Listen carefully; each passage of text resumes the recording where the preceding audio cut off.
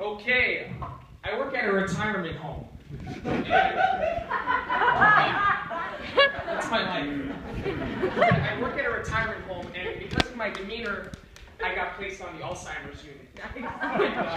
It's definitely a challenge, but the best thing about working with Alzheimer's patients is you always have a second chance to make a first impression. And a third chance, and a fourth chance. But I love it. I feel like I have 50 grandparents on my floor, which is kind of awesome.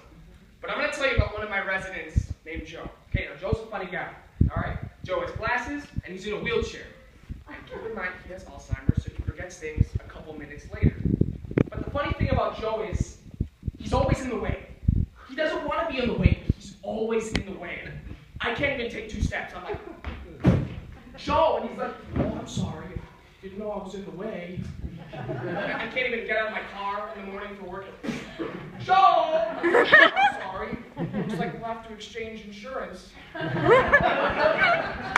day during dinner, Joe had this huge glass of milk, and he pours it all over himself. And we're like, okay, no big deal. We're going to clean up the milk.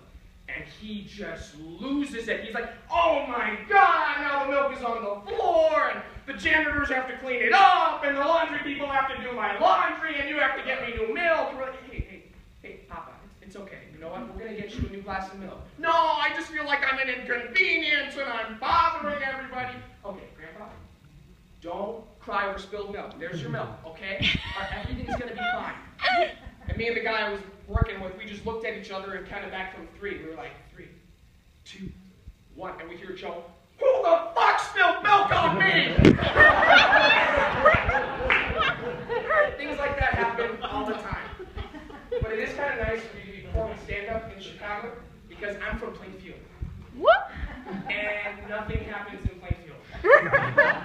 Plainfield is famous for 2 things. Melissa McCarthy and teachers sleeping with students. Teachers, why are you sleeping with your students?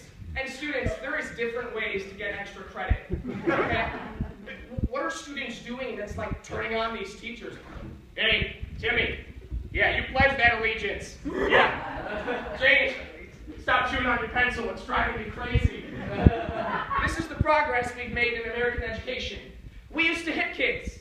Now we hit on them. I had one teacher, she was a lady, she slept with a student in the Kohl's parking lot. I don't know where you buy your clothes, but at Kohl's, they're 100% off.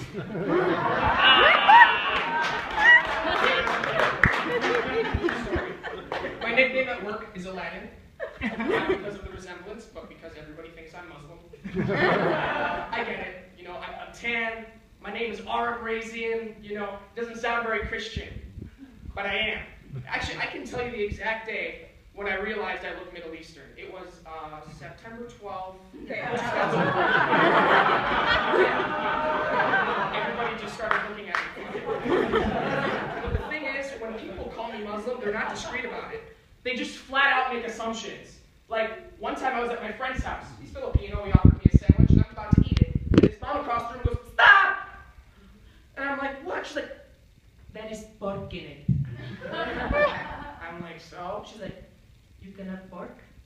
Yes, I can have pork. I'm not Muslim. Or during high school, people are asking me, oh, how's Ramadan going? Do I look like I'm starving myself? No, I am not Muslim. But I have become smarter because now I use this Muslim thing to my advantage, okay? So at work, if I work a double shift, all right, Muslims, they gotta pray 5 times a day, right? So I'm like, okay, boss, I'm gonna take my first of 5 breaks right now because I gotta make sure I get through all my prayers. Okay, but you also become accustomed to some racial things, like you get called a terrorist, you know, a bomber. But can we really blame, you know, those terrorist bombers? I mean, they're being told that if they bomb something, they get 72 virgins in heaven. 72 virgins. That's like 72 GameStop employees.